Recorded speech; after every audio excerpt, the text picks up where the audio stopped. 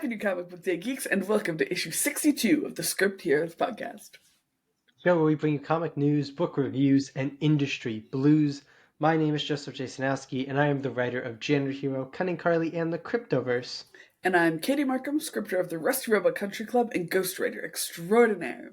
We have some radical pulls to talk to you about today. We have Batgirl, number 4, Batman Offworld, number 6, Living Hell, number 3, Two-Face, number 3, and Frankenstein New World, number 1. That's right, and if you enjoy any of those reviews or anything else in today's episode, you can follow the pod on Twitter, Blue Sky, Instagram, TikTok, and YouTube, all the handle Script Heroes Pod. You can find me personally on Twitter, Blue Sky, and Instagram at JJAZ1111. And I'm on all the same socials at Katie Markham Pro. Now, let's get into the news. Okay, because I have an inability to move on. We're going to continue talking about Diamond related. I mean, I think it's, pardon the pun, a rich field to talk about. Like, there's stuff happening and it affects all of us. Yeah, and this is a very interesting development. And it's not going to initially sound like it, but we'll I don't know how much you know about this, but we'll get there eventually. But so the like initial headline of this is that Massive has jumped ship from Diamond distribution over to Lunar distribution, following who else has done it at this point? Mad Cave, I think Vault, a few Image. others. Image. I think Image already was though, like partially they were just doing. But they have fully jumped ship from Diamond. Yeah, they fully jumped ship, but what makes this even more interesting is that Massive is starting up a program within this. I don't know if you're aware of this. I'm not. Okay. They are starting up a sub-distribution program, which essentially will allow other publishers to get into Lunar through Massive. Interesting. So I'm gonna read kind of their statement on this, but it is, I believe, called sub-distribution is what they're calling it. I'm trying to see now if they have it here, because I'm gonna jump over to another thing that explains this more in detail that isn't part of the main like news update actually from Lunar. But I'll start with from Lunar, from Massive. Sorry, I figured, yeah. But I'm going to start with a statement from Kevin Rodatelli, the co-publisher of Massive. Massive started as a small team of self-published creators, freelancers, and indie press publishers on a mission of bringing the individual pieces together to create a stronger whole. Our goal is to ensure that indie comics continue to make their way onto the shelves of comic book shops and ultimately into the homes of readers. Our new partnership with Lunar is a reflection of our mutual commitment to comic book retailers and has a mutual commitment to comic book retailers and has the potential to be a game changer for the way creators get their work out into the world. The phrasing of that is a little weird, but it's a quote, so I guess it's a little statement-y. Yeah. But so that's interesting. Before because I'll get to more, but why don't we talk just about this on the surface level? So I think that the important thing here is that it's yet another attempt to get more people into Lunar. What we're not seeing, at least, at this point, who knows, and it would probably take more time to build up, but what we're not seeing is someone trying to replace Diamond or find an alternative to classic distribution. There seems to be a big bit of, Vault has a little bit of a twist with their direct to stores method, but that doesn't seem to be something that other people are trying or anything like that. So it's, I mentioned this last time we talked about it, and it's making me very worried as it becomes, more and more homogenized. Right now, right now as there is, all the Diamond delays, it's like, okay, books aren't ending up on shelves. That's a bummer. At least, half of my pull list is still there. But if, everybody comes under the Lunar umbrella, and then obviously the Penguin Random House one, then delays will suddenly start being, one, more disruptive, and two, more like universal, you know? I think the issue with that is that like that's very colored by the recent Diamond Which issues. is Like fair. delays are very rarely on a distributor level. Like Hmm. delays are typically more due to publisher or like creator things in like comic book history. Like also you got to think until like what at this I guess a little like until 6 years ago Diamond did distribute everybody. So like this is Which a is fair. it's recent that there's even more than one option. So the fact that we might be going from three to two, I don't think is like obviously it'd be better with more options. But Yeah, the other yeah. thing I might say is like I think there's also just a possibility that comic book distribution cannot hold up three distributors. That it is not a big enough game for three That distributors. is fair. That is fair. But I Um, it just it, as we see more and more people flying to lunar, it does concern me in like okay, and now lunar with less competition also doesn't necessarily have to hold as like rigorous standards for itself and stuff like that. The kind of classic uh conundrum of competition being good for everybody, and as lunar has less competition, and if Penguin Random House isn't accepting new people in, really, like nobody's jumping ship from Diamond to sign on with Penguin Random House, because they probably aren't I think they letting grabbed people. one publisher. I can't remember who, but I think they grabbed one, if I'm not mistaken, so far. Not nearly as many as Lunar, but I believe they grabbed Maybe, one. maybe Yeah.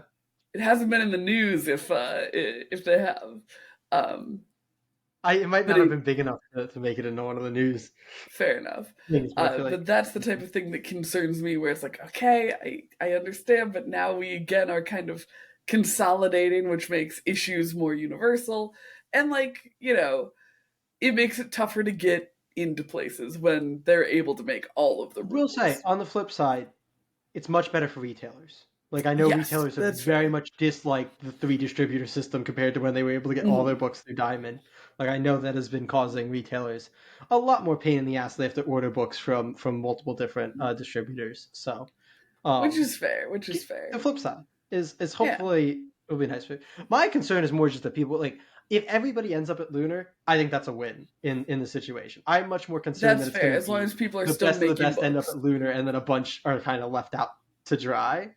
Um, but yeah, let's jump a little bit here because um, this is information that maybe isn't supposed to be out, but somebody posted it, and that's not our problem. So we will repeat it.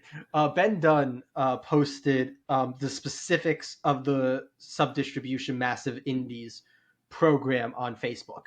Hmm. So Ben Dunn said that he had a meeting with someone from Massive, and these are the as follows are the terms of the deal. I know this is. I'm gonna read this, and it's gonna sound like I'm just continuing preempt. This is part of the thing I'm about to start. Okay. The following are key deal points between Massive, sub distributor, and the vendor client, publisher studio.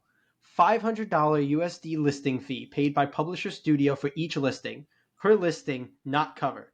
Note, this is an advance on sub-distributor's portion of the 15% distributor fee. Sub-distributor shall retain a distribution fee on cover price for floppy comics, trade paperbacks, and graphic novels, mangas, and other book formats. Total 15% distribution fee with Lunar's own distribution fee paid by Massive. Sub-distributor has the exclusive rights to list Publisher Studios product at Lunar Distribution. Publisher Studio has the sole responsibility of producing, printing, and shipping its titles to satisfy the pre-order provided by Lunar Distribution. And then there's a few copyright things at the end there, but those Hmm. are the key points of the deal. So essentially, you have to pay $500 per listing, but that is an advance. Yeah. So you are still So paying that yeah. even if your book does not make that back, but Hmm. Massive will not take anything on top of that until it's Right. already surpassed that. Um, So my first impression of that is that, one, good for Massive for trying to have this accessible. 15%, I don't know how percentages break down. Normally that feels a little strong for me. Like, I get that they're paying the lunar distribution fee, But The I 15% is the lunar distribution fee. oh, Like okay, that okay. that is a standard distribution fee. Then Uh that tracks far yeah. far greater than I would have expected. So like, okay, I don't know what percentage on top of the lunar they were getting. If it's like just the lunar fee, then this is like across the board a thumbs up from Yeah, me. it seems that the point that what they are not disclosing here, but what it seems like is that they have a deal with Lunar so that Lunar's taking a smaller percentage out of these Hmm. books, and so they are passing on to you a 15% fee, and That then makes sense. Yeah. substantially they are getting some chunk of that. Whatever that Hmm. is not disclosed, but But it's again, to good for them. you the distribution fees. No, the big thing here is the $500 up front. Um, Yeah, but it's I deeply understand needing to have like a a pretty strong gate to be kept. so you're not just Like flooded with every single book. No, absolutely. But exactly. that's the thing of like this is I think going to be something used sporadically, but like this is probably not going to be something that publishers are able to do with like their entire catalog Hmm. uh going into too. Yeah, I can see this being something because I think Massive already takes a good look at like books that are already proven successful. Like they've published a number of things that started as Kickstarter books, haven't Pretty they? much all they do outside of like working with creators that they've already worked with. Like that seems to be where Hmm. because they don't have open submissions or anything. So I think mainly Yeah. where they find people is through like grabbing existing books. So I think that this kind of plays into that ethos as well, where it's like if your book has proven to be something that people want, then maybe you can buck up the fronting cost of this because maybe you already made that off of the book through your Kickstarter or something, and you can kind Absolutely. of And that's yeah. the other big thing is like here you go. Here's your this didn't even with Diamond like here's your way of like you Joe Schmo can get your book in a store. Hmm. There's a form and I'll probably Yeah, link like it in I'm the sure description of this they episode. have some There's like a sort of form that you fill out. editorial, uh Yeah, there's like a form that you fill out with interest, but I've seen it. I'm not going to name names or whatever, but I've seen indie creators that would not have books in stores through like a normal distribution deal mhm. already seem to have been approved for this program because that's the way Okay. like you have to get your publisher, which can just be you. It's the same thing Yeah. like when you can slap your own thing on something. You get the way that it works with the form is you get your publisher approved, and then I believe you can, as long as you're paying the fee, you can list whatever you want. So it's not like Okay. you get specific books approved. You get yourself Hmm. approved, and then as long as you're paying the listing fee, you can put whatever books up you want, which makes sense because the deal is like meant to be for publishers, whether it's small. Yes. So Yeah. you get yourself approved as an entity rather than as a specific Hmm. list. Yeah, I wonder if we're gonna see in like one, I wonder how much we're gonna see this used, and two, I wonder how much we're gonna see that then trickle down to be like, oh, I want to get my book in with Joe Schmo Publications because he's already approved at Massive. So if I get my book in with him, he'll be able to make sure it gets distributed. I'm wondering how kind of all the way down this is going to end up going.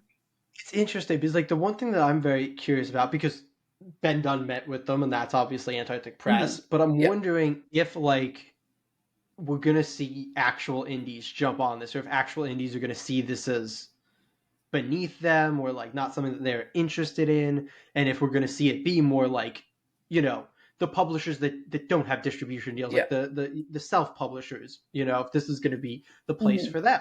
I'm happy for this to be the place for them. Like that's a cool thing that finally like the Yeah. publishers that all they could do was Kickstarter. It's like, oh, you can, especially like if you don't have to do it for every book, but it's like, oh, this is the series we really believe in, or this is a series like Hmm. you said that's already made its money back on Kickstarter, so now we feel comfortable doing this.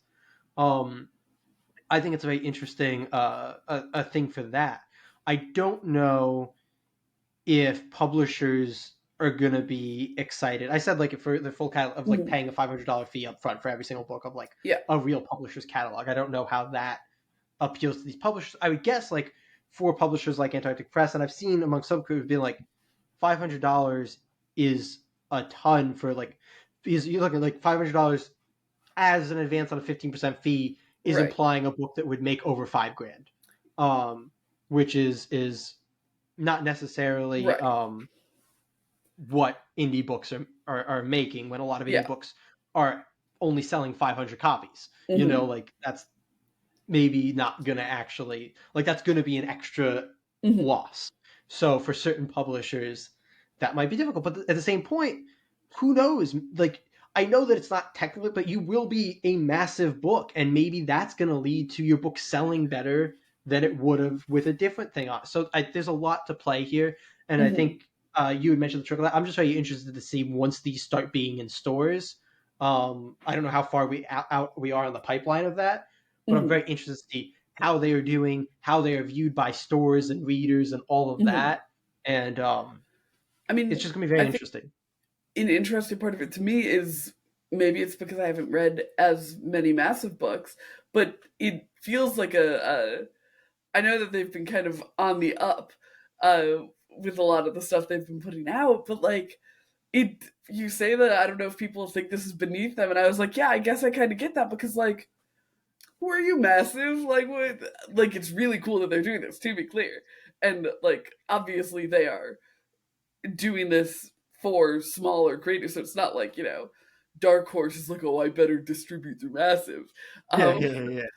but with things like smaller publishers who do have like a strong identity, it's like, okay, is this the way? Like I feel like Antarctic Press Would Red Five do this? has. Is like that's like the level Mhm. publisher that I'm thinking about. It was like Red Five, I think, still at Diamond. I think Dynamite's still at Diamond. Like, would Dynamite do this? This you gotta think that this Dynamite, would I be. feel must have something cooking. Yeah, Like but they, like Dynamite, yeah. but like even like Red Five is not a huge book, but Red Hmm. Five is a publisher that I think has their own identity. They do their Hmm. own stuff. Like if Yeah, they are unable Xenoscope to is handle, still up in the air, isn't it? yeah. What? I'm sorry. What did you? Xenoscope is still they haven't found Zenoscope's a still home up in yet, there have they? too. Yeah, yeah, And they have a absolutely. really strong like brand identity. Yeah, yeah. And they're similar to Dynamite in the sense that they're not even doing like creator Hmm. own books. And I think that's going to Yeah. be an even bigger. It's like, oh no, we do our books, so we're going to want that through this. Hmm. So yeah, no, Zenoscope's another one, but like Zenoscope, like I'd be interested to see, are those publishers going to be ones that like have any interest in this, or they just need to figure out what they're doing, and then this is going to Hmm. be like your Band of Bards, your Antarctic Presses, and then like your Kickstarter only publisher. Like I think this is going to be big for. I know a couple non in store publishers that are very interested in this. Yeah, and I Not think gonna that would help be really them because they great. have not you know announced Hmm. whether they're doing anything or whatever. Yeah. But like there are people who see this as like, oh my god, we can get in stores, and that adds legitimacy to us as a publisher and Hmm. as the so it's very interesting. But yeah, I think it's interesting like how it takes on like an identity thing, because Hmm. it is a sub distributor thing. So it's not like they are going to be listed as the publisher on this. So Right. it's an interesting. I've never seen a sub distributor No. deal in Yeah. comics. I don't know what this looks like, and that's why I'm so interested to see when these books actually start to come out, like what they look Hmm. like. Yeah. Like it seems kind of across the board like a good guy massive situation. Um, like there doesn't seem to be a massive pulp, pun intended, I guess. Like a huge payout for them or anything. It does seem to be like a pretty I don't know, like values based thing of like we want indie comics to exist in stores. So we're gonna use our power in the industry to figure this deal out. So I just think that's Downside really for them neat. either. Like this is just extra profit for them. They're not really Well, like yeah, doing very because they much. don't even Like I actually have to wouldn't distribute. expect Like, them to do it they're out essentially of their getting own like a pocket. finder's fee from Lunar for doing this, which also begs the question of like, why don't you just pick these publishers up then, Lunar? Like, Well, I feel like the it's probably a type of thing where like if because does Lunar have minimum book per month things? Probably, right? I don't know because Lunar's not like a like you don't talk to Lunar like Lunar talk, like Hmm. like they don't have like Diamond's thing where you could like go and fill out Yeah. like a request to like have your book come out. Like they're a much more like official Hmm. entity that you have to not the Diamond wasn't. They're not open though. Like Right. you don't really get to see how they operate. You know, it's publishers know how to reach them, but Hmm. we don't. And not small, you know what I mean. Like Yeah. uh Joe Schmo's publisher doesn't know how to reach them. Yeah. It's a so I have no idea. And like I don't see the like $500 advance or obviously not the 15% payout as like a real greed based thing as much as it is No, like, but I'm just okay, saying yeah, like they're not covering your like ass, making sure that you're, oh yeah. I'm just saying they don't they literally like they don't lose anything in this. Like they just get essentially paid a finder's fee on these for books because they're sure, but not. I think it's still like a good guy thing for them to be doing it. I'm just saying like there's no like they're not taking any sort of hit to do this. It's not like oh we're like we're like doing this. But yeah, it's certainly a nice thing. And like listen, I'm not gonna. Right? I could see myself doing this if I had a book and I was like, oh, I can't get this anywhere. It's like, okay, does it add up if you want to put out a series? Yeah, but like, it's a way to get a book out there, man, and Yeah. it's sometimes that's all you want. But yeah, it's a cool thing, and I'm sure we'll talk about it at some point in the future once it's more Once like it starts to manifest. yeah, once it starts to manifest, and like I think it'll be real interesting if there's like at some point even like just a very small hit, just like where people Hmm. hear of a book that comes out through this that maybe wasn't with a publisher that it would have been, heard of before. And Yeah, I think that'll be interesting to kind of clock if something can make it into stores through this and me have some too. success. Especially, and I'm going to say this kind of cynically, especially to see if there's like a problem with like kind of pay to win with it. If like, if there isn't much rigor for testing or I don't know, not testing, but like looking over stuff, I wonder if it might become kind of like a slop fest. Like there's a real possibility that could be the case, if the standard for getting in is that you're willing to pay, then you could see like really crappy stuff on the shelf. I mean, that's kind of like there's nothing stopping that from happening now outside of Well, like yeah, but I you think need that to in put out enough books general, to do it. Like there's no distributors aren't really usually barometers of quality. right, but they're also not normally dealing with, Joe Schmo.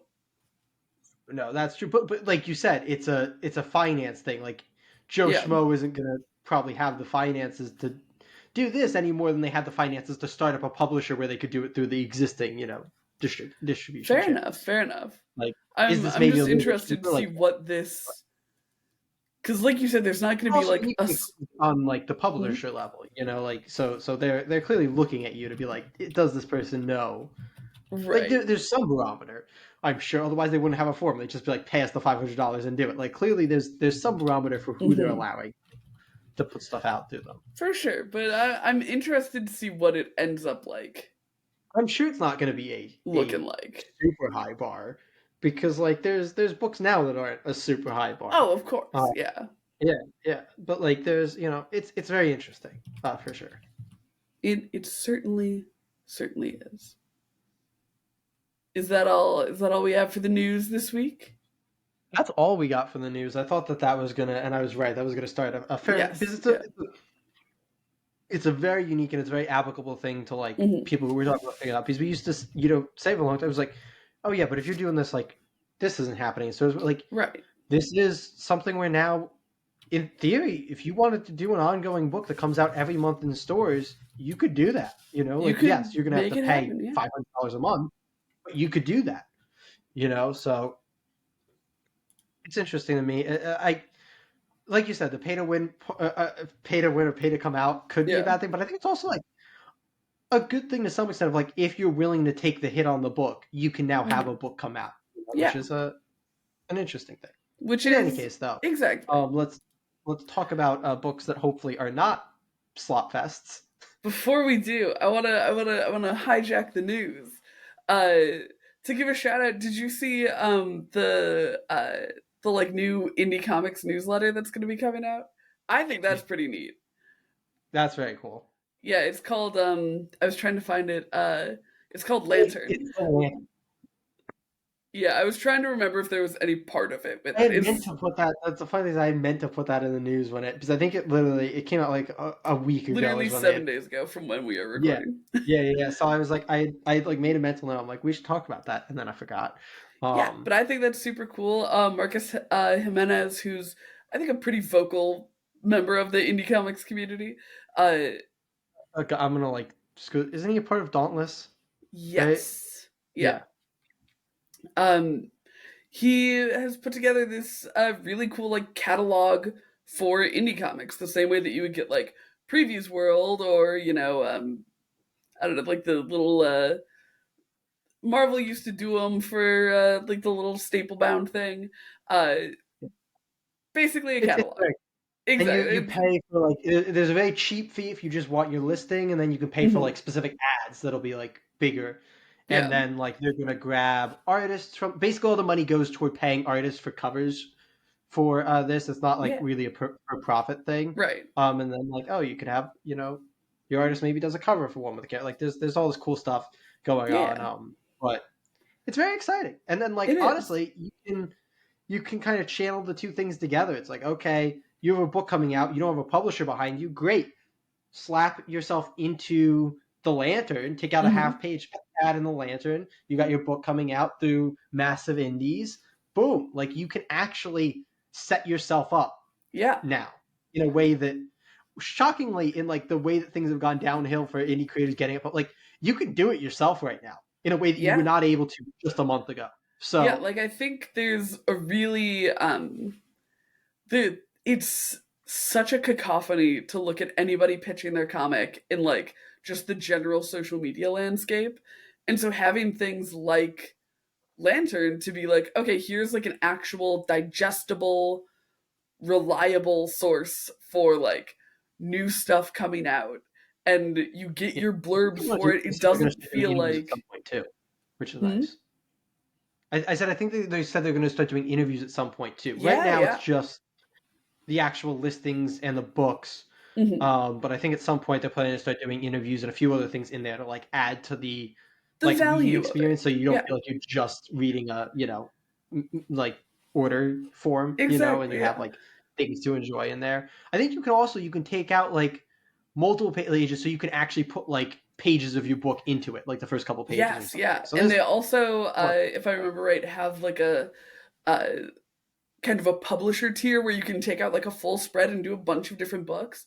So I think that's going to be like a yeah, really great way to kind of build like a sense of brand identity for things. Where it's like, okay, yeah, you're not just seeing a wayward Instagram post. It's like, here's an actual like designed page. Here's our whole deal. Or like, if you're just someone who, has made a lot of comics, you can like maybe for one issue be like, I'm gonna do like this big splash page of a bunch of my stuff and see if people bite. And I think that this is something that people have been excited about, which I think really speaks to the desire to have like a less, I don't know, a less kind of, I don't want to say panhandling because it's not really, but like the way that people currently do the kind of indie comics game where it's like, let's blast social media where you have to post about your Kickstarter constantly, otherwise you're gonna like fade from relevance. It kind of sucks on a reader side of that to be like, oh okay, I get it. I'd rather like be able to sit down with my catalog and be like, let's see what the indies are providing these days. So I'm yeah. super duper excited I'm about just this. gonna I think start it's gonna be printing one really out awesome. every month and like circling the things I want. It's like I want. But the other thing is, I it's can't gonna tell if be you're like joking or not, but I digital way where literally you will can like probably do click that.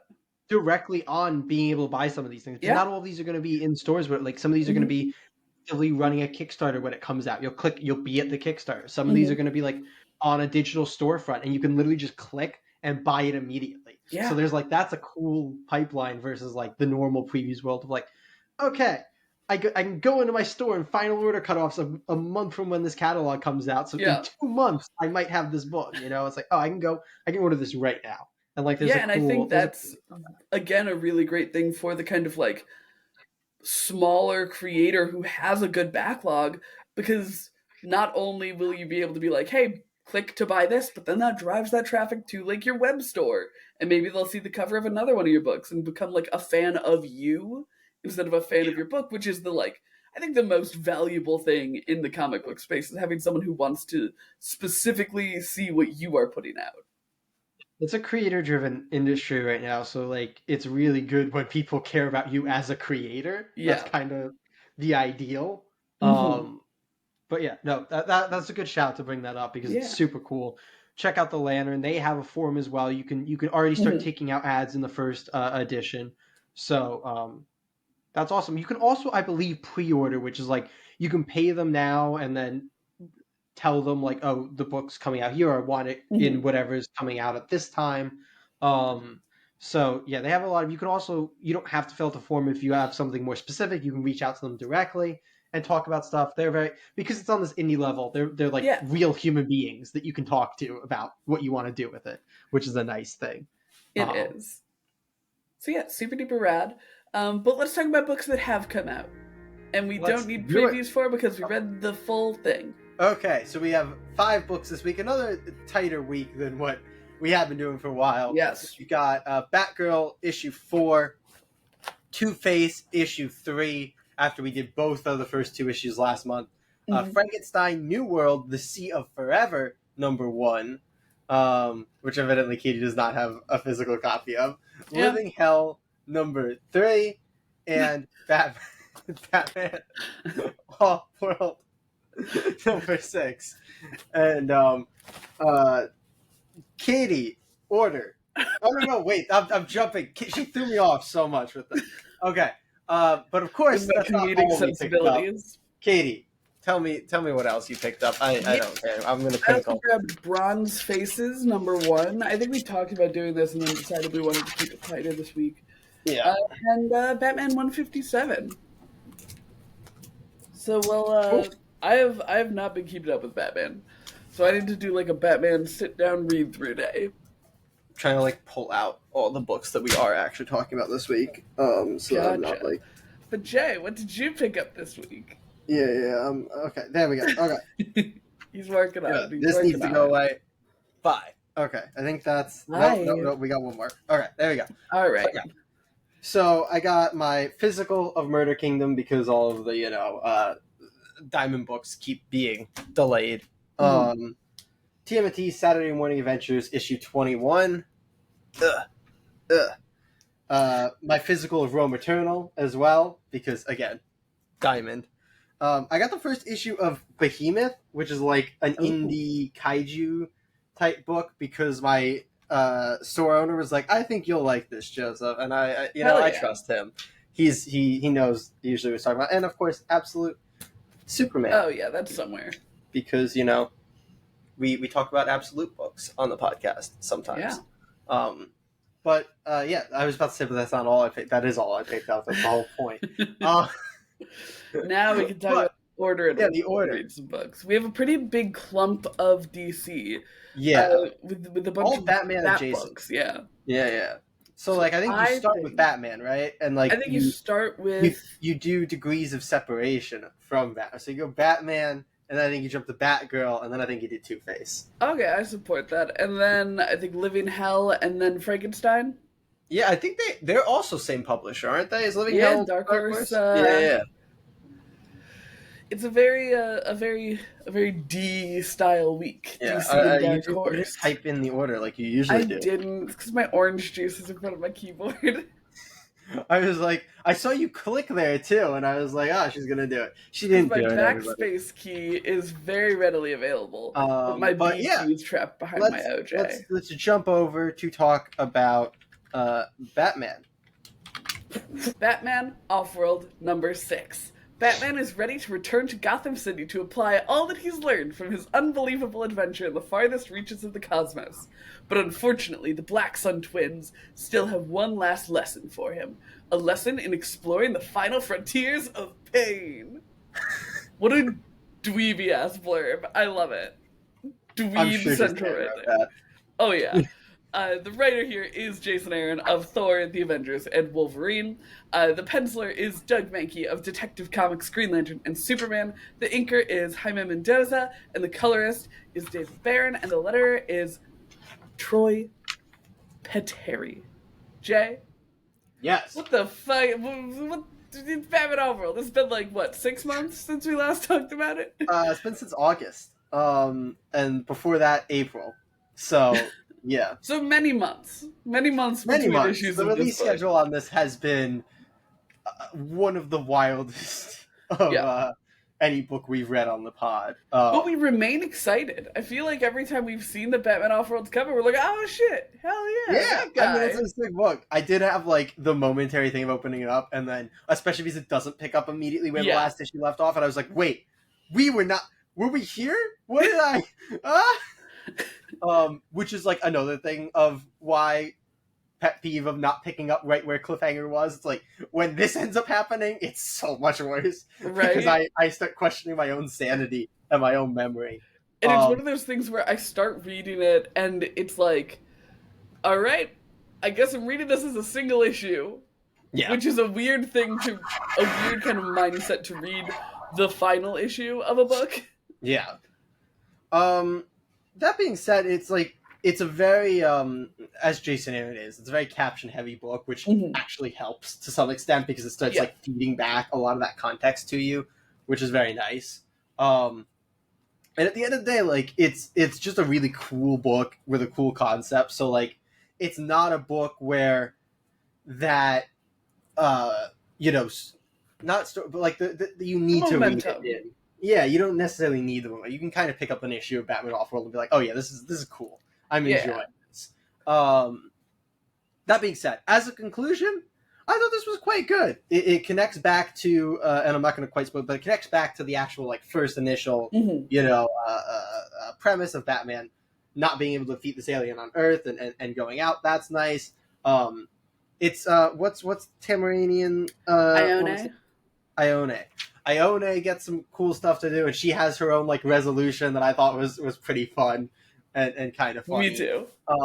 Punchbot gets a great moment in this as well. Yeah, and it is like a lot of this book is the Batman hell yeah, and especially like the front bit of this where the guy, basically one of the brothers, I don't remember their names. Whisper. Either. Yeah, Whisper is literally whispering in Batman's ear, and that's how he like breaks people, and like Batman just basically says no. It was just like, I am immune. I will last longer than anybody else. And it's like this Whisper has literally killed at one time like 1 billion people. Yeah, but he's Batman. And that is like the core of this book is like it is the absolute I'm Batman type of thing. And it's fun to read that every once in a while. Like, especially in offshoot Batman, where it's like, okay, this isn't main Batman, so we don't have to, like, reckon with our, Batman number 157 having this, Bat God situation. It's like, okay, we're just doing a fun Batman adventure in space over here. And it doesn't have, I think we talked about this towards the beginning of the book, but who knows, since that was like a year ago. Over 2 years ago,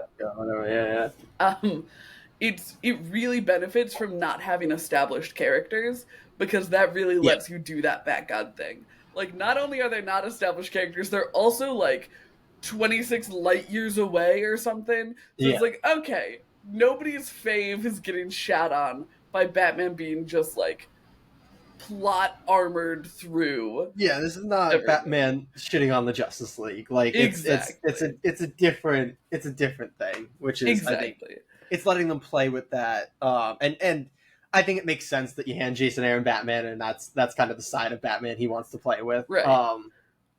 But I think this book really leans into Jason Aaron's strengths. And Doug Mahnke gets to just draw some of the coolest sci-fi Batman. Super rad. Possible.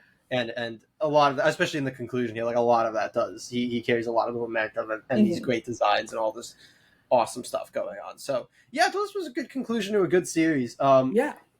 There's picking My it up after 6 months or whatever is always going to be a little bit of a different thing. experience. Yeah, but My it's like still one gripe with it yeah. was Go for I it. think a very Jason Aaron thing as well, which is I feel like we got some more issue one dialogue here. Like in issue one, we're like, okay, there are a couple times where Batman's dialogue is a little like head in the clouds, kinda. Yeah, Like yeah. people don't fucking talk This is what like that. happens Like when you just wrote Thor for wrote years Thor on for end. so long, yeah. And there were a few moments where I was reading it, I was like, okay, Thor, calm down, buddy. Yeah, yeah. Like, no one who grew up in Gotham is gonna talk like this. This is Yeah. Asgardian speech right here. Yeah. So I think that it dipped more heavily into that in this issue than it has in any other one since issue one. But it's not the end of the world. It's just a little ding on it. Yeah, yeah. It's certainly it's very Jason has a very grandiose writing style in general. Once again, makes sense for a man who made his bread and butter writing Thor. But yeah, it definitely came out in this issue in a big way. Yeah, yeah. And I think a lot of that is because they were at the conclusion, so Batman was like saying all of these grand things Yeah, and like, yeah. you know, having his beating the villain speeches and stuff. And Yeah. it's like, all right, buddy. You Yeah. can have it. You can have it. I'll let it go. But overall, like you said, a good conclusion to the series. They did a great job with wrapping things up. I really like the conclusion for our space people. I think that Yeah. was super duper fun and like I a agree. really it made me want like a kind of buddy cop for miniseries of them, but obviously Jason Aaron's plate is far too full. And these were just his I'd make you a OCs, different writer, so and let them go nuts. let somebody else How far take can we get into the Batman spin-off pit to the point that we have like these characters that have never shown up before until who've never been to Gotham City. yeah, like how far of centering DC's books around Batman can we get? Well, pretty far, because our next two books are also Batman and Jason. Are you ready to talk about Yep. Batgirl? Let's do it. Batgirl, number 4. A surprise attack changes everything as Batgirl grapples with the unlikely allies Lady Shiva has assembled to combat the Unburied. A surprise attack derails their burgeoning plans. Suddenly, it's all-out war with Cassandra Cain caught in the middle of the deadliest hands in the DC universe. The writer of this book is Tate Bromble of Christopher Chaos, House of Slaughter, and Green Lantern Dark. The pencils are Takeshi Miyazawa of Ms. Marvel, Spider-Gwen, and Silk. This is the first time they're not doing the entire art. They're just penciling now. And now we have newcomer inker Wayne Foucher on the book as well. And the usual colorist Mike Spicer and letterer Tom Napolitano. Katie. Yeah. We were kind of left, and we were talking around it last time with this reveal that Nis Al Ghul is alive, and she was there, and that's where we open up this book, a series that you've been quite enjoying. Yeah. Why don't you talk to me about Batgirl issue 4?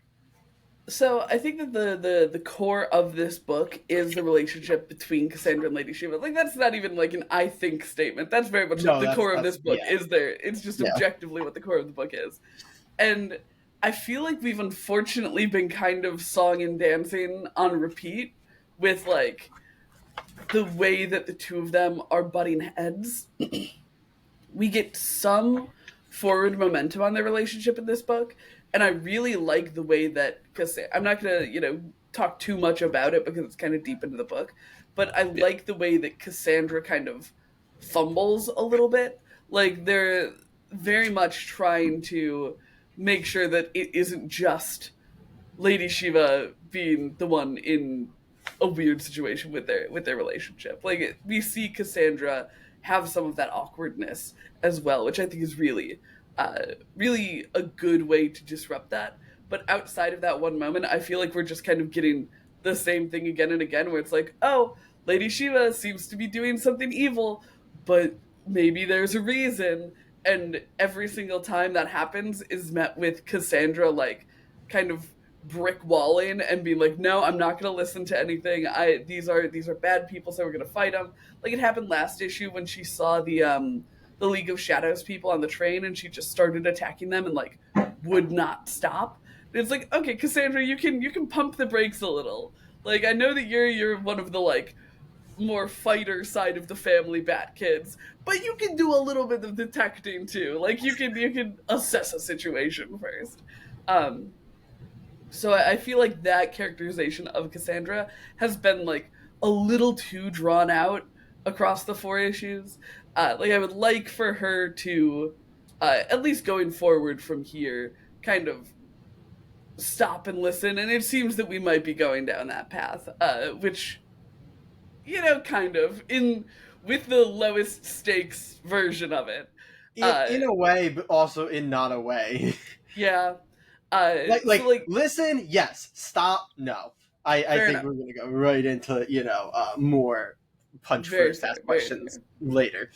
Which, you know what, is fine. But like, if someone starts yelling at you to let them explain, I feel like let her explain, Cassandra. It's fine. Like the Why would we let anybody explain? This is fiction. We will never. If somebody says, "Wait, let me explain," that is the go-to sign of do not let them explain, because that would keep solve our punching. problems too quickly. But I did like there's a scene at the when she's talking with these supervillains where she's like kind of sussing out the situation. She's clearly like in this space, she is not here to listen to what these people are saying. They are talking, and she's like, okay, how can I tactically take down all of these people? And we get this like vision of what she would do. Oh yeah, And I then like shown the that little page. pause from Fantastic. Sheva. Yeah, I really liked that moment where it's like, okay, this is what Cassandra is doing while all of this is happening around her. So we're getting the context, but she's clearly not listening to that. She is making her plan. And then the fact that Shiva is able to like stop her and be like, hey, not right now, not yet. And their wordless communication, I think, is such a great like foundational block of this series that I really love when it comes into play. And I really like that it comes into play in a really intentional way on this one, instead of it just being Cassandra reading her. It's like her communicating as well. So yeah, I thought that this was fun. I was a little underwhelmed by the action in this one. It felt almost like we got to, specifically for the first big fight, it felt like we were told that this big fight happened. Like we're giving kind of, what I want to compare it to is, in a cartoon when two people fight and it's like a ball of smoke with like fists and powers coming out of it.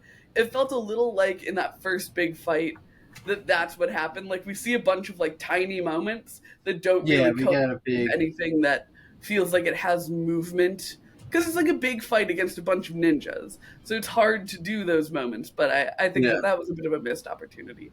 But I did really like the fights later on in the book, specifically with the big guy and Sheva and Cassandra. Jay, how'd you like Batgirl? I kind of fully I just don't know what was.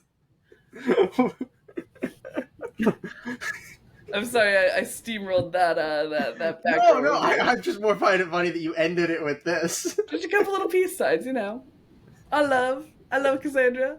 I'm happy to see her in books. Yeah, I think you hit on most of the stuff here. I thought the action was fine. It was solid. That, like, again, that's a hard thing to do when you're doing that big action. But I think the the reason for the issue of we had to do it all in this 2-page spread is my main issue with the book, which is that the front conversation was just way too long. Yeah. Like they go in circles in that conversation, and it lasts for like half of the issue. And basically no progress is made, to the point that it is still, the funny thing is, like, the whole point is like, this conversation is interrupted with an attack, and it's like you could have done that so much better if it was short and it got interrupted. Like, they talked for so long. Yeah, it's their fault that they didn't work anything out in that amount of time.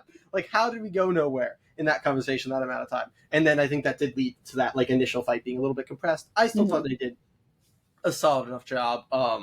It didn't really bother me, and as usual, you kind of touched on the fact of like the like cast captions and the way that her mind works is so good in this book. I think that's really what Tate Bromble has like nailed something for the character here. Like, it works so freaking well. But yeah, like, especially after last issue where it was like we had this great action sequence, but most of it was just them talking in circles on a train.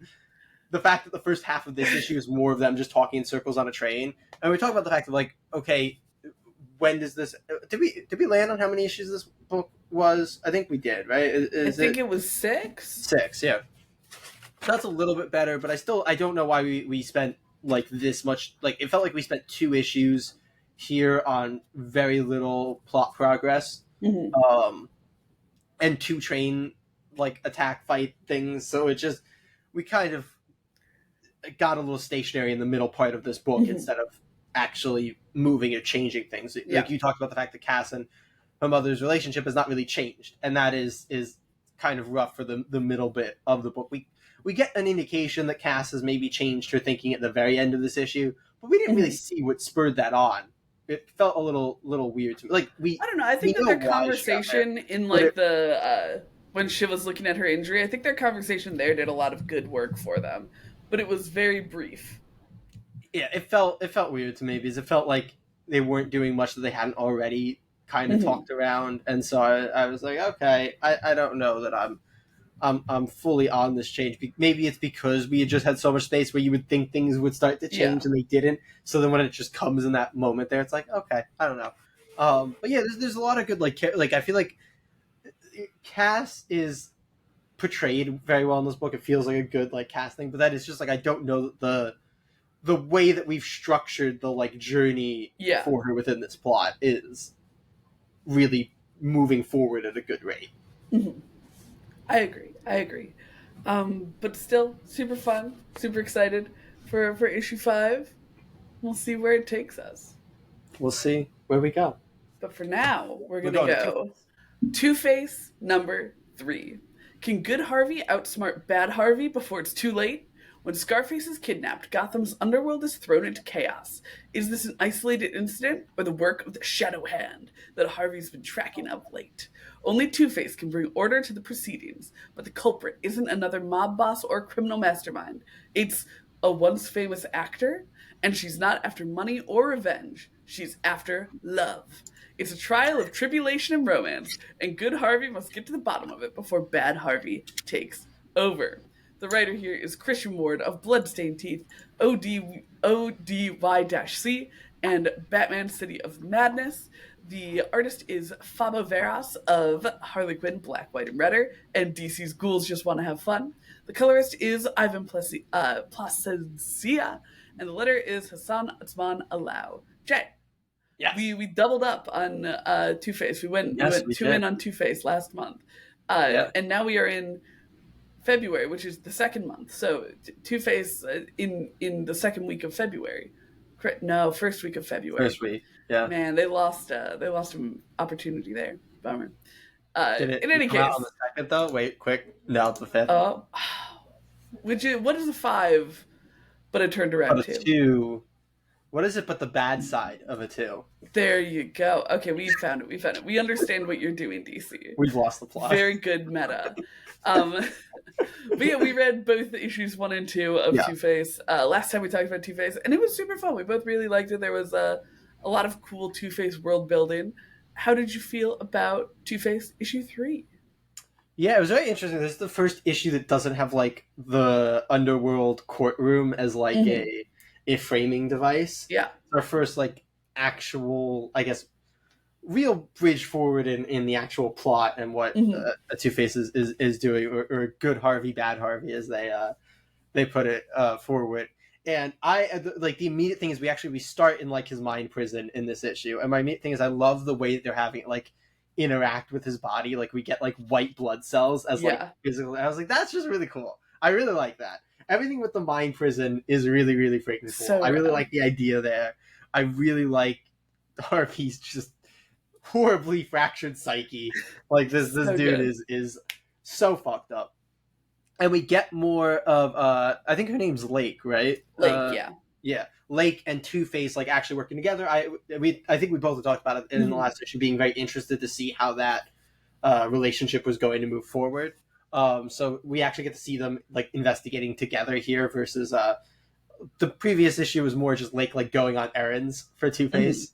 So that was very cool. And then we get a lot of cool stuff with Baby Doll, who is just like always uncomfortable, always so spooky to look at as a character. And it leads us to more information on what is it? The Shadow Hand. The Shadow Hand. I was just gonna say the hand. And I'm like that's that Daredevil. Can't be right. Like that's Daredevil. That's the wrong company. The Shadow Hand, and that leads us to what is just a phenomenal conclusion of the issue.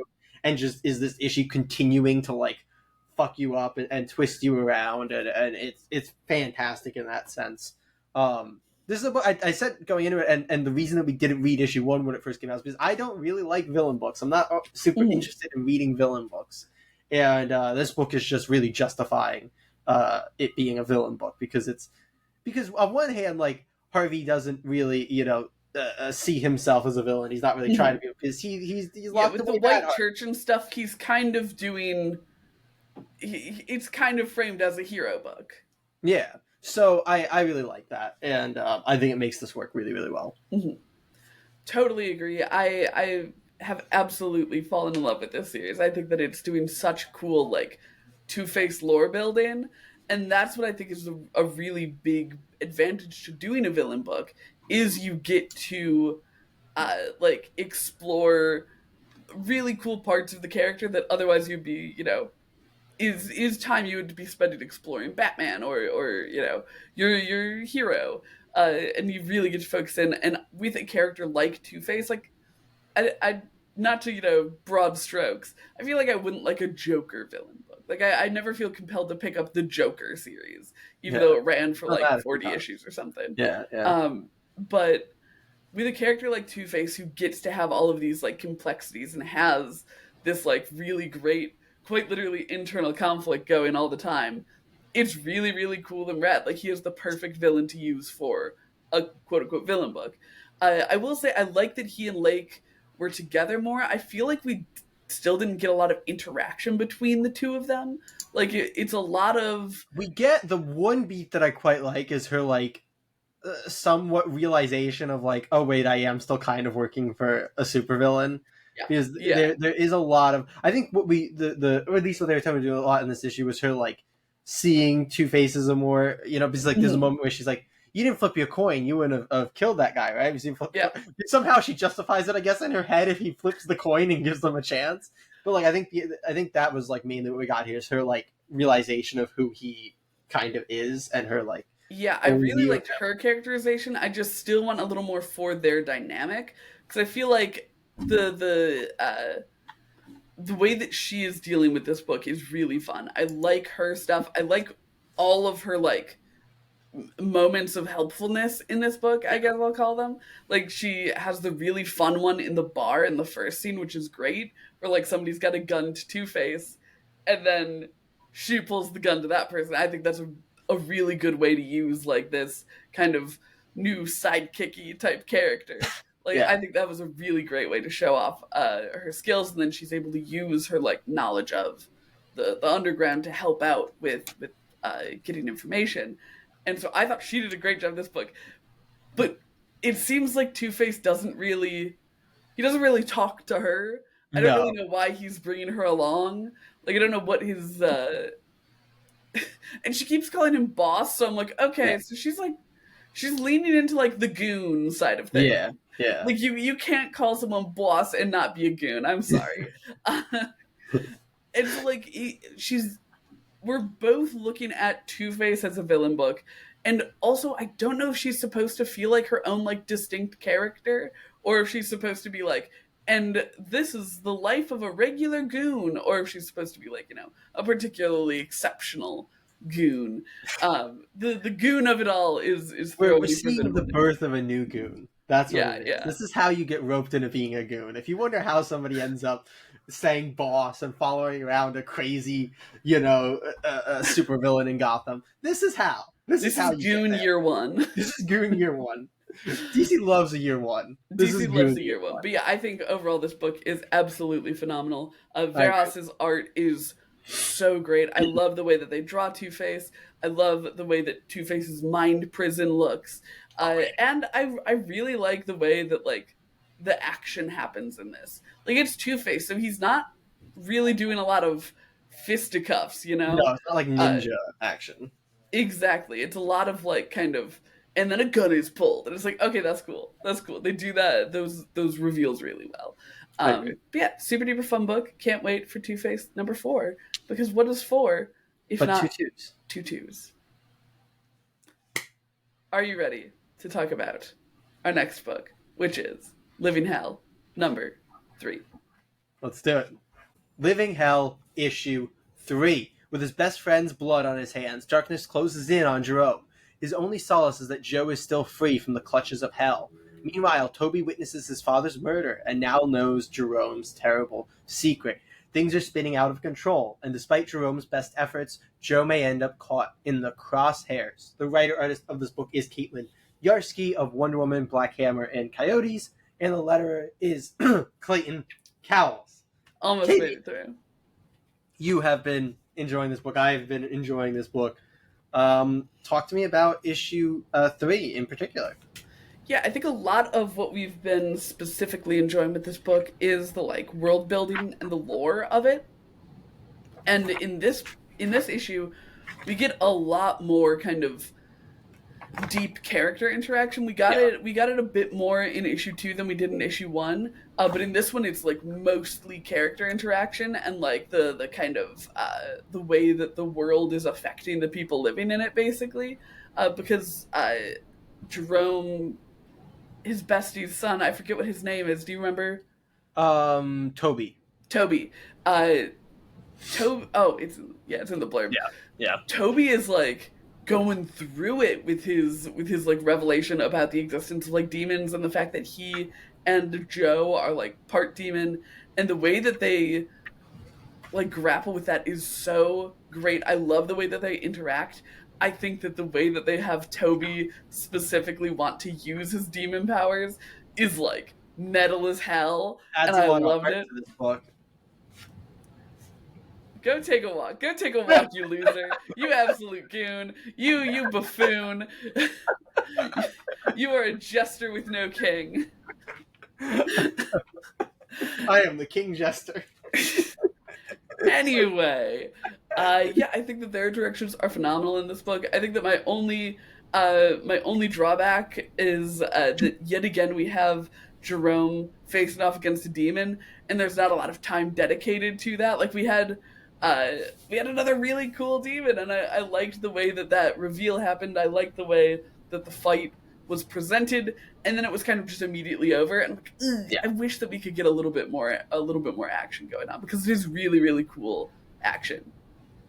Yeah, I agree. Honestly, for me, it's not just, I just want more of Jerome. Like, it feels weird that it feels like he's starting to take more and more of a backseat in a book where presumably he should be the protagonist. Yeah. And I mean, a lot of what was super interesting about this book, and I'll give the flip side of it in a second, was the premise of like, oh, Jerome's gonna have to like turn on his own people and do it. And we don't really get the emotional weight of that from him. You know, the fact that we get so much emotional weight from Toby in this issue, and to some extent Joe as well, but mainly Toby and his mother and his interactions with Joe, and like all of that is great. And honestly, like I think I said in issue 2 when we went to the kids, I was like, I don't really care about the kids. Why are we spending time with them? This issue really makes me care about the kids, and that is great, and it's super interesting, and it's been very, very good. But it just feels like a left turn from like what we were setting up. Like I wish we had either, if they were going to be the focal point of the book, we should have started with them. And I maybe was going to say it feels not knowing what was going on. But we started with Jerome, and now we've pivoted to them. And so it becomes a little sporadic. And both stories are good and interesting, but I just feel like we need to focus on what we need to focus on. Yeah, it feels very disconnected from the first issue. Like the first issue was kind of its own thing, and now these two issues feel like very much separate from that in doing their own thing, which is a bummer because I really, really, really liked issue 1. I've really liked issues 2 and 3 as well. But I like you're saying, I want to get back to that issue 1 goodness. Yeah, I agree. That's what it's very well done. Everything in it's good. You know, we finally get, like you said, a lot of like character emotional beats that were missing. But the thing is, they were missing from Jerome, and it's interesting that Toby's the first character where we get like that really fleshed out. It's like clearly now that's something that they can do, and they did it so well here. So where was that for Jerome? Right when he had to like kill his best friend. Yeah, like where was that? So that's my slight downside. I did really like the like stuff with Joe and Jerome as well. That was great. And I'm hoping that'll lead to more for Jerome in the next issue. Same. I don't know if we know. I think this is 5 issues. I But believe so. yeah, so we've got a little bit more space, but Yeah, I'd yeah. like us to kind of get there. But it's Same. still very well done, and it's And very also, cool. as always, bonus points for having a very cute dog, and bonus points for your dog having a funny name. Pants as the name of a dog, hilarious, Agreed. adorable, phenomenal.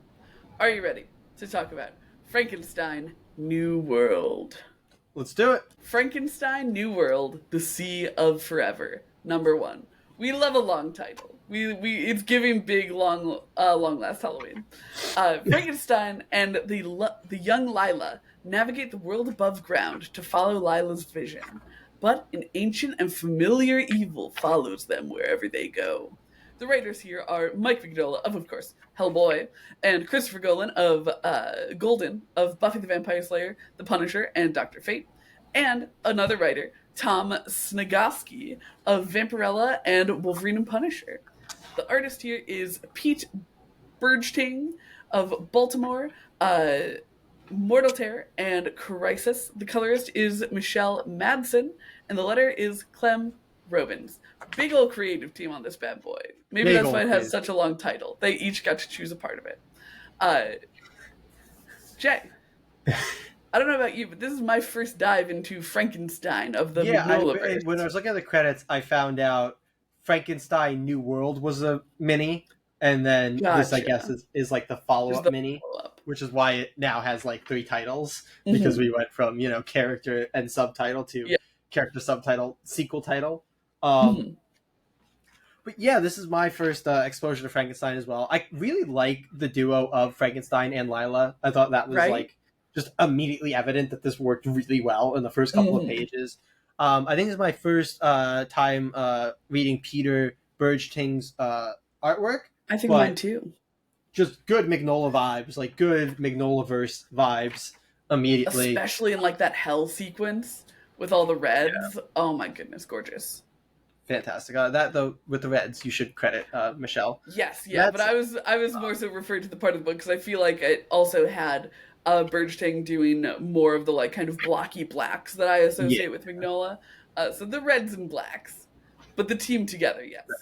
But yeah, so it's got that Magnolaverse vibes, which also is just like it has this fantastic world building that Mhm. Hellboy adjacent books tend to have. Like you get these hints of all these dark, mysterious, mythical things, and it just feels really, really good. Feels like you're really in a world that is inviting and exciting. Mhm. Um, we get great action in this issue as well. I really like the like the man in the sea vibe of it on Right? the little boat. Like that's great. My one little gripe with this issue is I don't know that we got any like real indication of what the plot of the book's going to Yeah. be or like what we're trying to do or anything like that. Like it feels like we kind of go on this little adventure and then we just kind of plot down where the next issue is going to start. So I Mhm. don't still have a clear track of like where we're going. But yeah, that's my Yeah, I have the same thing where I think character wise and world wise they do a great job with this feeling like a very approachable number one. It is funky that it's like specifically the plot, which is normally what I would think would be the easy thing in an issue one, as yeah. opposed to giving you characters and world. The plot, I'm like, okay, now that we've read the blurb, we're following Lila's vision, I suppose. And so I do wish that we had just like a Yeah. crumb of I wonder if exposition. it is something where like something happened at the end of the original I miniseries think that it we're like is. following and like maybe give a slight little thing in the front of this and Yeah, because I yeah, think that's all it would have taken maybe to help us, but exactly. But everything you said, absolutely right. One of my favorite things about the Magnolaverse is specifically the way that it never feels like they're adapting a thing, really. Like, they take what a goblin is and they say, your, like, understanding of a goblin, like, little green man with big bat ears. No, no, no. This is what a goblin looks like here. And it's one of those things where, obviously a goblin can be whatever, and a goblin has been interpreted in 1,001 ways, but we have such a like homogenized idea nowadays of what a goblin looks like, and maybe that's also just like big fantasy dweeb energy over here, but Katie's like a to goblin racist. Katie loves goblins, I'll have you know. Hey, you can be racist and stuff like you have a very specific All of idea my of what you think friends are goblins goblins. should be. You think that they should be your cute little companion that dies in the campaign. I love that your first instinct there is cute. Um, like I Sorry, use gum. crusty kind of There you go. the crusty kind of cute. The crusty kind of cute. But in yeah any case, I love that. I feel like the Magnoliverse, anytime they do their take on something, because we get a reveal about the like mythos of another thing in here as well. It always looks so fucking original. Like it's something about the Magnoliverse that gives people this like creative inspiration. Be like our primary goal. Like if we want a goblin to appear in a Hellboy book, the first priority is making sure it looks like it belongs in a Hellboy book, not that it looks like a goblin. You know what yeah I mean? And I yeah. think that is in spades here. And I think it's a really great way to like build the mythos and the identity of a book. And it does this immediately with this book, and it's so fun. I absolutely love the dynamic between Lila and Frankenstein. It's making me immediately want to pick up Frankenstein New World so I can see how it came to be, but I think that they did a great job with establishing that right off the bat and making it like a really strong and understandable dynamic that you can absorb immediately in an issue one. Uh, and just their individual characterization as well. I think that Lila maybe dips a little too far into herself sometimes, but Frankenstein is just bang on every time he speaks, and I absolutely love him. I agree with you. I think Yeah. yeah. Loved Frankenstein New World. But if you have nothing more to say about it, then it is time It is time for the pull pull list list recommendation. rec. Yeah, time to Do make our you recommendation. do you have a recommendation, Jaybird? I I think so. Yeah, I feel good about it. Do you? Okay. Do you I, have a I I recommendation? do have one. Okay. All right. I am going to recommend this week that you pick up Two-Face issue number 3. Two-Face has just been so good. This issue was similarly fantastic, and we're getting to a really great, I think, Mm-hmm. point in the book, and it's just it's a unique, it's a like deep book, and they're doing very interesting things in every single issue. So I think it's worth checking out. Oh yeah. And we're this is a week where I'm kind of stealing your gambit of I like two, I'll see what he picks and go with the other one. Um, I'm gonna recommend Frankenstein New World The Sea of Forever #1. I think that it's gonna be the start of a really exciting adventure to go on. And frankly, anytime I interact with the Magnoliverse, it leaves me wanting more. And that is such Yeah, a it's good good stuff. feeling to have. So pick up Frankenstein New World, The Sea of Forever, and Two-Face #3, and we'll see you all in the Creator Corner. Here we are in the Creator Corner, where we sit back, relax, and do what? Who can say? If you've picked up the clues laid all throughout the episode, you may know we talk about being writers. If that wasn't enough of a hint for you, we've talked about writing action books, we've talked about writing romance in books, we've talked about writing plot twists in books, but we're looking more specifically this week, but I guess also more broadly. I don't know. Your thoughts, Jay? What is more broad, a plot twist or a mystery? Like The it's got a little bit of mystery is both. more Yeah. broad. But then I was thinking Plot about it, and I twist, was like, mystery is but a genre, and plot yeah, twist is a specific like thing. yeah. But I want to talk about writing mysteries this week. When you don't quite know what's going on in the book, it's not very straightforward, and you're slowly doling out information to come to a satisfying ending. Now, Is this a may mystery meant to be you don't know what's going on in the book? look, if you read a couple of the ones that we've read on the pod, then you would think the answer is yes. He's thrown shade immediately. Look, it's not immediately, it's the end of the episode. Beginning of uh, the segment. there you go. What the viewers at home don't see is that I rambled for 2 minutes before we started, so it's not immediately. It's not immediately. Only for you, dear listeners. Um, but yeah, mysteries. Mysteries are very exciting. They're very engaging. and they have some of the best conclusions. All of that predicating on you doing them well. Yeah, because a mystery can be incredibly hit or miss, and I think that the kind of genre conventions of mystery take a lot of different forms. In the same way that you can have romance in like any one of your books, you can have a mystery in any one of your books. So it is a genre in itself, but it is also like a style of plot that you can employ. So when we're looking at it, I want to start with looking at it as a genre in and of itself. So in comics, a lot of times with this is what you're seeing is like the detective book is like I feel like you also can see it with like the kind of we mysterious event book. You know what I mean? Like the Displaced, or even like Crocodile Black, where it's like okay, there's strange goings on, even if it's not like your classic hard boiled detective or like Yeah, Displaced. I don't know that I'd call Displaced a mystery book because I don't know that they're ever really about like the mystery. It's more about like the fallout, you know. that's fair. That's fair. But yeah, But what I'm trying to get at is that it doesn't have to be like a crime has occurred, or quite literally being a member of law enforcement solving something. You can have characters going on this journey as well. Paper Girls is a better example where there's something afoot and they are trying to figure out what's going on. yeah, yeah. I think that's the big thing is like the point of why I point out Displaced not because like they're not necessarily like investigating in Displaced. They're more like Mhm. trying to deal with what has occurred. You know, whereas a That's mystery fair. book like usually the important thing is like oh we're at least giving you the impression that our characters are going to figure out what Yeah, happened we're and that they're engaging trying. with the mystery. Yeah, yeah. Yeah. Very fair distinction.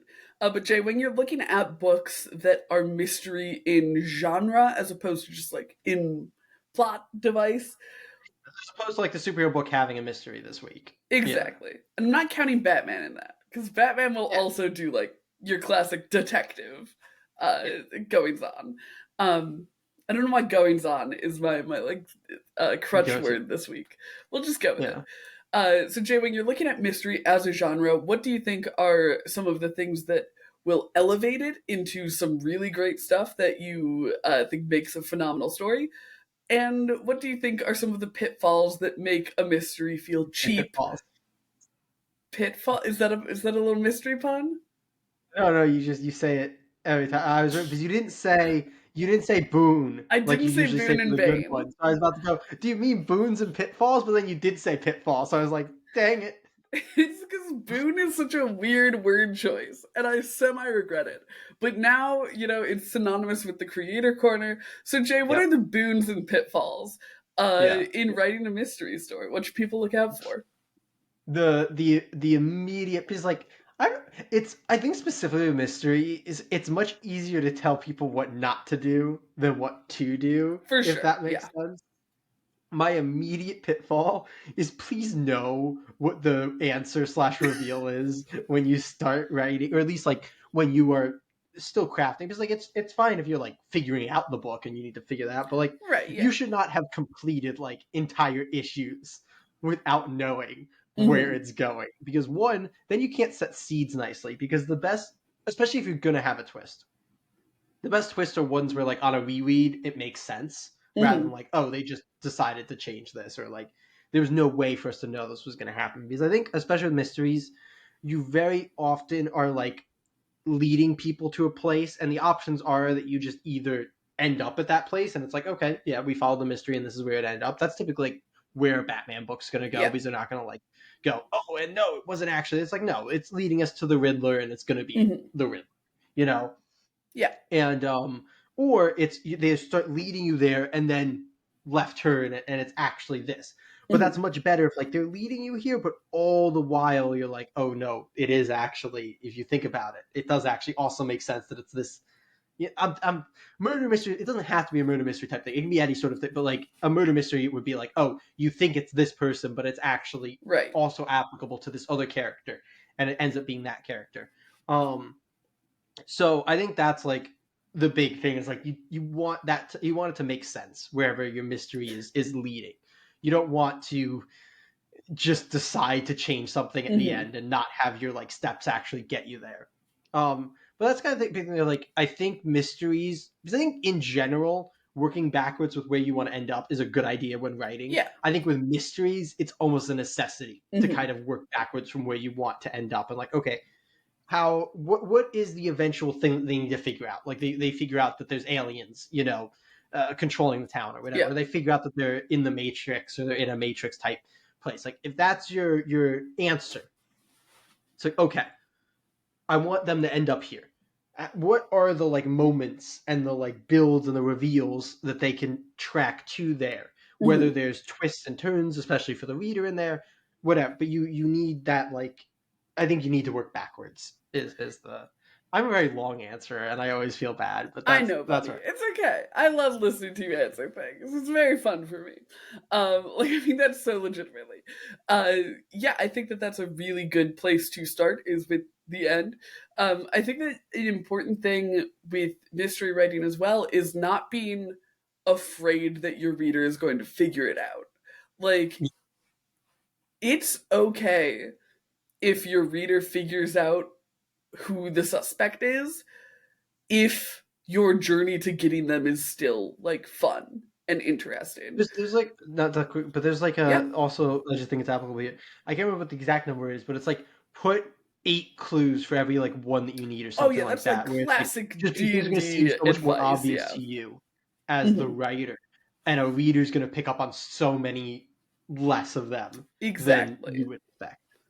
Like that's an incredibly classic thing. Like the more applicable to or more in practice for me in D&D than anything else is okay, I'm going to have 3 things that are going to point to a conclusion for people, and for each of those 3 things I'm going to have 3 things that point to that thing. So like if you are doing a murder mystery, you get your like who, what, where, and then maybe your When? reveal is Why? the why. And so like you can you can it's a little cheesy to like look at the kind of who, what, when, where, why, how questions, but you can use those as such good plot building because like maybe in the first issue they learn what, like they learn the person was stabbed. Maybe in the second In the issue, dining room with the candelabra. stabbed with candelabra. Damn, sharp candelabra. Um, maybe in the second issue you're like, oh, we get a clue as to what the why could be. Like we know that the guy was in debt to someone, but we also get like a concrete This is the uh expensive candelabra. yeah, yeah. You can get That's like fine. concrete bits of evidence to keep things feel like they're moving forward, because I think that's a really important thing in a mystery, is to feel like you're getting a step closer with every Absolutely. issue, with every plot beat, however you have it, structured. But you can be laying the clues for the rest of them. So like learning half of a bit of information is still really exciting, especially if you also learn a full bit of information in that issue. So like you have something playing out on the underside while you also get these like really concrete ways to move forward. I think that's important to play with like your issue enders and where the information's coming out, because Hmm. also like the later something happens in an issue, the more likely the reader is actually going to like come away with that as like one Right. of their main takeaways from the Hmm. issue. Like your cliffhanger or your stinger is going to be like the main thing in people's heads going into the Hmm. next issue, and like that's important. And like the, oh, do I want this clue to be huge, or like this to be a reveal where it's like, oh, now we know this information, or do I want this to be kind of like a subtle hint that came earlier in the issue that maybe they won't pick up on, but on a reread they'll be like, "Oh my god, this was here." So placement, especially in the comic book medium, I think is a big thing. Yeah, and I don't think there's like a really hard and fast rule for what should be the important clue, because it's going to depend so much on like what's important to your character, because oftentimes with a mystery they're there for the mystery, but the reason that people read the John Grisham novels every time they come out is because they're following the same lawyer, because they get invested in Alex Cross or Jason Bourne and they want to see this character go forward. So what your character finds important and the story that your character is on is just as important as the mystery that you're writing. So maybe, halfway through the issue, they arrive at the second crime scene where the second victim is. They're like, oh, this victim also was in debt. So it's clearly this person is going after people who are down on their luck or something. Whatever that is. Maybe that's not as material as, at the end of the issue, they're like, oh, we found fibers from a red overcoat. And it's like, oh, my top suspect, or even like someone I'm connected to, always wears a red overcoat. So, you get that kind of personal tie-in. So it can come in either order, because it could also obviously be the other way around, where you get the clue to that who, which is often going to be the biggest. The who and the why are kind of the bigger mysteries to solve for the most part. Yeah. I Yeah. think I think you're hitting on something really like important there though, which is that especially if like you're doing something kind of bigger than like a one shot, like you're doing a Hmm. series, like as you pull out, it becomes more and more evident of like there needs to be more going on in your mystery book than just the like physical mystery. Everything can be Hmm. happening around the mystery, and like as Yeah. the plot is following the mystery. But like you need character beats, you need Yeah. character arcs or motivations, or like maybe a relationship thing, or maybe a motivation for the person investigating, or maybe for the prime suspect, or something like that. Like, you know, I try to go with non-comic book examples just because it makes it more likely people Sure. have Yeah. actually engaged with things. So we'll go Knives Out for this one. Have you engaged with Knives Out? I've seen the first one. I haven't gotten That's any that's spoilers all for we the need. second That's one. that's Yeah. all we need. Okay. That's all we need. Like in that, I do not remember any of the character names, so No, I, of I course not. apologize for saying actor names. But like Arna de Armas's character is like so attached to the old man, and like Hmm. that's where so much of it comes from. It's like, oh, who is she as a character, and how she connected to him, and her place within the family that she doesn't really connect to the way that she connected to him, and all Hmm. their jealousy. There's all of that. While yes, Daniel Craig's character is focused on the mystery, and that's like the what's propelling the plot forward. We get all the character work and the backstory and the motivations within there. So yeah, just kind of pull out and go like, okay, mystery is the like plot, but like what is happening around that? Who are the characters? What is the rest of the story? So that people aren't just on the plot, because especially then, if like it's like you said, the journey needs to be good, and that's how the Hmm. journey's good, Yeah. because we care about things other than just figuring out the mystery. Because if all you care about is figuring out the mystery, then once you do figure it out, you can just put down the Yeah. book and not care. It's like we talked about when we were talking about layering villains. You don't want that exit point for readers. You don't want people to feel like the story's Yeah. done. But I think that's also one of the reasons that the classic detective you see is like the kind of grizzled, hard-boiled detective, because like they're always creating conflict with the people around them. And that's where a lot of the like emotional buy-in of the story is, and where a lot of the like loyalty to the story is. Because you're probably not going to be telling a mystery that nobody has seen before. Like, we were super hype on the mystery of the one hand and the six fingers, but like the Matrix style reveal is called the Matrix style reveal because we've seen it in the Matrix before. It was a really cool way to do it, and a really great mystery leading up to it, and unfurling these pieces. And there were really great, bits of originality in there. But people aren't going to be buying in to your book because they're like, oh, what is this like brand new mystery? Because they kind of like the classic, like there are no new stories, just new ways to tell them. Like Yeah, there are no new mysteries, just new ways to investigate them, and new absolutely. people to do that with. So like you want to make sure that you have really strong B plots in there. If we want to go all the way back to issue one of the podcast, talking about B plots, and that Was can that be like you're really saying issue a one? rom. That's I crazy. believe it is. I believe it is. Wow. Um, that can be romance, that can be, their house is getting foreclosed, that can be the town is being taken over by aliens, and uh-oh, mom is an alien, and I have to figure out how to deal with that while also investigating the general alien thing going on.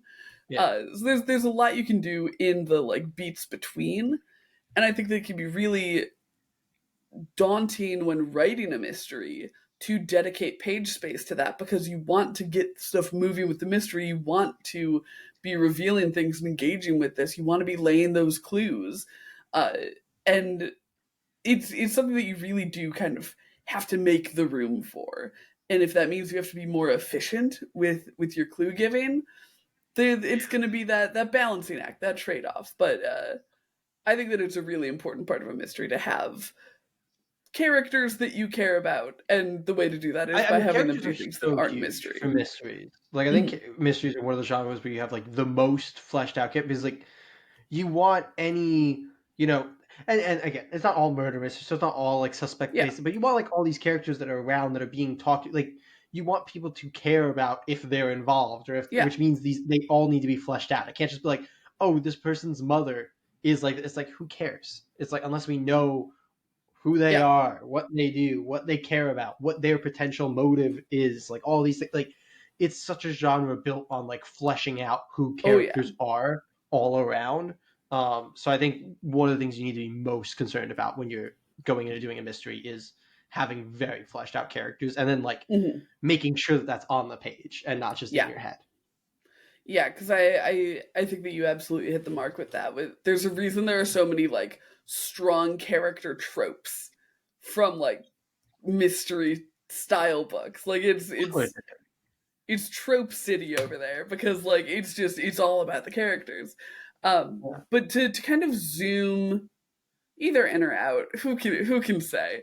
The theme of this creator corner is that I am just confused by my own questions. So we looked at No, are mystery, we zooming like, in or out? Are we getting tighter or are we getting further away? we'll It's figure pretty out simple. once the question comes out of my mouth. Um, so we talked about mystery as like a kind of genre style book. When you're looking, this is definitely zooming in. When you're looking to put You a started zooming out, though, mystery, didn't you? what? First thing you had said was zooming out, wasn't it? Yeah, it's just what comes naturally to me when I say zooming. But zooming in, we looked at mystery like as like a genre, the kind of the boons and banes of mystery as genre. But it's also a really compelling thing to put just in your otherwise genred book. It can be something like in a romance book, being like, wait a minute, who's sending me my secret admirer cards? Or in like an action book, that's where I think there's a lot of kind of genre muddiness. Like a lot of kind of action things get billed as mysteries. If it's like, yeah, he's in the FBI, it's a mystery. um, Yeah, I think especially modern action's more of like a subgenre now. Like, I don't know that mhm. action's like really like almost everything, especially in comics, almost everything's an action book. It's just Yeah. like also something else. It's basically everything's either action or slice of life, and then like Mhm. you chain out from there in a comic book. Exactly, exactly. People are gonna come Um, at me for that. You're like, actually, there's also, I don't know. I can't even think of what the other one would be. That's why I'm. Avant garde. The only three. Just stuff that doesn't make sense. Full avant garde moment. Um, you Hold look on. bamboozled. I In any I, I case, am I'm bamboozled by you as a being. I feel like mystery can get conflated with like kind of generic action can often get called mystery. If it's like, yeah, that's like the thing that's happening. It's like, no, the thing that's happening is the cool, fight scenes and stuff. We can call it an action book. That's okay. Um, but so it shows up in basically it shows up in superhero books, obviously. Like, oh no, who poisoned the water supply? Who is that super like the masked supervillain that they never know who they're going to reveal to Yeah, be is a trope of the superhero genre because they never decide. It's one of those things where like you should know what it is. They never know who it is, no, and they decide at the end. Watch one of the like million YouTube villains YouTube videos on like the behind the scenes shit that happened when they created and revealed the Hobgoblin. Like the Hobgoblin went through being like 5 different characters before it was revealed, and it's fucking hilarious. But bonkers. yeah. But you're incorporating mystery into a larger book. Uh, how do you think you balance what can be very dense, which is a mystery, with it not being the focal point? I hate to answer you like this because I'm going to explain. I'm going to No, say it's sure, yeah, by having it not be the focal point for sure. because like Explain. that is to some extent the answer of like a lot of times it's just because a lot of times it's because your character isn't really going to be directly investigating, or at least investigating it to the same extent that they would be Mhm. in a mystery book, because like that's basically definitionally what would make mystery, the main genre Right. versus a subgenre is like, is the book about investigating a mystery or not? If it's Mhm. about investigating a mystery, it's probably a mystery book. If it's, not, but there's still a mystery, then, maybe it's the subgenre. But like something like the super villain reveal thing, like you're not necessarily going to have your hero going around. Maybe there'll be a couple seasons, but your hero's main thing probably isn't going to be like going around and trying to figure out who this supervillain is. They're probably going to be trying to Right. stop the supervillain, and then a sub thing of that is maybe clues start to come through dialogue under the Red Hood, for example. Mhm. Like, that He isn't cut the about line. Batman like investigating the Red Hood, Mhm. but as he has his confrontation with Red Hood, he kind of gets certain things and he starts to figure it out, and then he kind of has an idea, and then we get there and we get to the real. But that's not the main thing going on there. Yeah. So I think to some extent the answer is just by not having it be the focal point, but to some extent it's by not over dedicating space to it. It's by Mhm. allowing it to be. Honestly, it's by allowing it to be more of a mystery than you have being a mystery book. Honestly, I think when mystery isn't your main genre, you can lean a little bit more into not Yeah. letting your audience guess it before the reveal actually happens. Yeah. No, I think that's a really good takeaway from that. Absolutely. I think that it kind of works in the two extremes where you can let it be a complete mystery up until the moment, or you can make it like incredibly straightforward. And those are the two extremes that you're gonna live Your in. favorite thing where like the character doesn't know, but the reader just knows. And it's Yeah, not even yeah. really a mystery then. It's a mystery for the character, but not Exactly. not And for. I think that that is, a valuable type of way to tell a story. I think there's a time and place for that, absolutely. But I think that another thing that really determines whether or not the mystery is going to feel like the main part of the book or not are like the stakes associated with the mystery. Like, is revealing who Hobgoblin is going to, stop him? Probably, probably not. He's still got heat little pumpkins. He's still gonna blow up the school. The pumpkin's still gonna go boom. Still gonna go boom. It doesn't matter if you know who it is or not. Same with Under the Red Hood. Like, knowing that it was Jason gave a new way to try to stop him, but it wasn't like, oh, we figured out who it Really is, and didn't now help that the much. story is over. Yeah. um, so it by tying this answer to the mystery to something very character motivated, like, oh shit, my dead son is back from the grave, or tying it to like the next step in something, like with the secret admirer, like, oh, I found out that this person was leaving me secret admirer notes. What do I do with that information? Oh, geez. Now we have to navigate the fact that I know this. I'm just Why assuming the she? most contrived plot ever for a slice of life romance. Because they gotta get contrived. But yeah, I think that those stakes are going to be very, very different depending on what your book is trying to be. If it's an action book, the thing that's going to stop the thing that's going to resolve your plot is going Shoot to him in the be face. throwing bombs. If it's a romance book, the thing that's going to resolve your plot is getting a little smooch. Get a Give it a little little smooch, swoop. Yeah. But so that mystery is like a really valuable part of storytelling on as large a scale as it is your story, to as small a scale as it's, just a fun way to to let your characters dick around a little bit. Because mysteries are also fun. Uh, it's exciting. Now you touched It's on my favorite thing, which is the dramatic irony of it all. Like, what does the reader know that the characters don't? And I know that we pretty diametrically fall into opposing camps on this. Yeah, I'm not a big fan. I know, so I don't want to I like rehash to because be we've with the talked about this with character. a lot of different creator corners. So if you could just give your favorite parts of a reader not knowing and discovering along with the character, Yeah, and then I'll give why I like it the other way, and we'll call it a day on that. I like to be with the character. Like, I think a lot of it is like you want to identify the character, you want to experience things with the character, and I think a lot of times, I think what I've said this on the creator corner before is a lot of times that moment where the character like finds out, I often find myself sitting there being like, that would have been such a better reveal than the reveal you gave just to me. It's like if I found out in that moment, I'd be losing my shit right now. But I'm not, because you told me 5 issues ago for no reason, just so I could see these couple behind the scenes things of like the bad guy going about doing his bad guy shit. It's like, no, I wanted to find out with my character here. It would have been so cool. But yeah, it's a lot of like, I like to be with the character in a lot of ways. Like I don't mind seeing things that the character necessarily doesn't see, but like I don't want to have information the character doesn't have Mhm. a lot of the time. Like I want to be in a similar place to that. Yeah, I feel like for you it's less about like having that information, and like maybe you get a piece of non-revealing information before the character does. Like you see, uh-oh, the third woman was killed in the alley, and then, 2 pages later, character's like, all right, here I am at the crime scene. Protagonist, and you're like, oh, this protagonist needs to tell this protagonist something. It's like that's fine, and they're Mhm. gonna get Yeah, there or whatever. It's like, exactly. Yeah, or like it's something where you're like, oh, they'll tell each other this off, yeah. off pan, like in between books or whatever. It's like Mhm. they both went on an adventure. And I saw both adventures.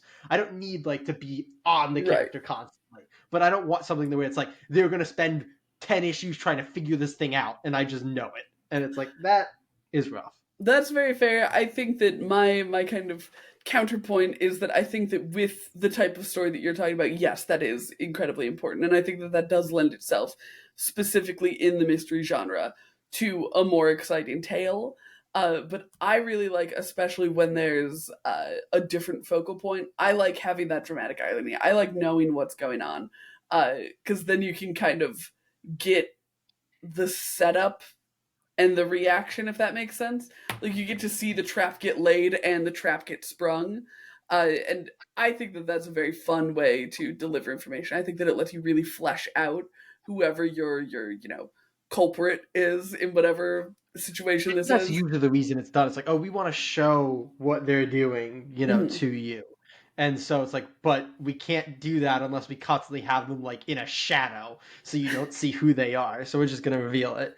I'm like, you know, and I think that's another reason why it bothers me is often it feels like it's a byproduct of them wanting to show you the setup and not them actually wanting to give you the reveal. That's And so it fair. feels like an accidental thing or like a necessity thing where like Mhm. they still build to the reveal because it's like almost as if they wanted that to still be the moment, but they're like, but you need to also see this stuff. So it's just it's a double-edged sword that way where I feel like a lot of times it's almost done as like a byproduct instead of them That's being fair. like, That's we fair. want you to have this information. Like I can very much see your perspective, and it's less that I don't like the other one and more that I just like both, which is, a really waffly statement, but it's just true. I enjoy both depending on No, what the story calls for, and I think a and lot of people don't have an issue with it. It's just yeah. a trope that I really I don't know if trope's the right word, but it's especially when it is like a murder or like a villain or something like that. Mhm. It's that like it's a trope I don't like. I like the I think it's also done in moments where it's like, oh, everybody's gonna be able to figure out that this is the person, so we're just gonna show them, and I'm like, but you don't have like you can leave that slight question mark. Like you don't need to be like I think sometimes people feel bad, like where it's like, oh, I don't want people to think that I think this is difficult to figure out. So I'm gonna show them. It's like, it's okay. It's And okay. see, I Nobody's think gonna that be my mad at true you. happy medium is I love a good like issue 2 or 3 reveal, probably issue 3, where it's like, okay, we've had our character in the shadow in before, and now we get to like get that personal investment. Like I feel like it works best when there's a personal bond between the two characters. Like if it's just, detective Derek chasing down Jack the Ripper. Sure, I don't need to know who Jack the Ripper is. But if it's the type of story where it's like, oh, it's Detective Derek, and the serial killer is Detective Derek's mother. It's like, yeah, I want that like personal connection so that I can watch them interact. I think that's a big thing for me is if the detective is interacting with the person, I like to know who that person is. Because it feels Yeah, cheap I otherwise think for me not to know? I think I think that's another. I think that's the big intentional reason where they're like, oh, we want you Mhm. to feel these scenes where like it's cool that like you're like, oh my god, that's the killer interacting with the. Whereas I'm sitting there like that's what I want on the reread or the rewatch. I like the like oh, maybe you get the vibe of like this character's off, or you don't realize it, and then when you go back and you're like, oh, wait a minute, yeah, I kind of see why they act like this here as you're going through, and it's like, yeah, to me, it's just like I don't know, I don't love sitting there and being like, well, I know he's the killer, and yet my character is still oblivious and acting like I don't love that. I don't love that like tension. Again, it's something that I much more enjoy on like on a rewatch or a reread or a That's fair. That's fair. reviewing. That is, I think, one of our most subjective differences in opinion. It's very subjective, except for the fact that I'm right. Classic, classic. But that's all I have to talk about with mysteries today. Do you have any final thoughts on writing mysteries? Just know where you're going. I know I said that at the top, but it feels That's important to not a also say final that thought. That was a first thought.